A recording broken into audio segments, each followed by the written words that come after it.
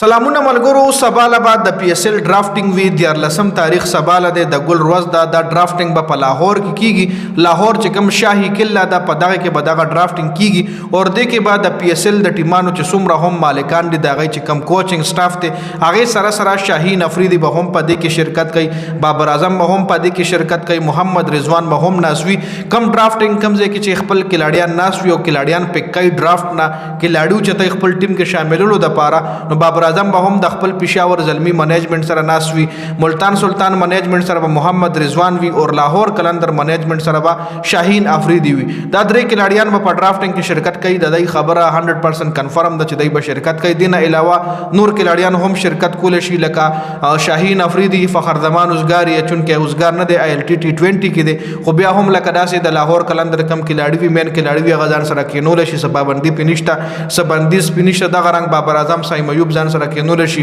نور کلاډیان کچري د پېښور زلمی اوسګار وی نو غزان سره په دغه ډرافټ کې کینول شي نو ډرافټینګ ان شاء الله سبا کیږي سبب یو کمپلیټ سکواډ تاسو له کترو له ملاویږي د هر لوبډلې په هغه باندې ان شاء الله بیا تفصیلی ویلاګ جوړو تر اوسه پورې دا اپډیټ سو چې ډرافټ او ماغه په لاهور کې سکیجول دی شاهي قلعه کې په 13 جنوري باندې چې سبا د 13 تاریخ ته او په دغه ډرافټ کې به غړ غړ کلاډیان شرکت هم کوي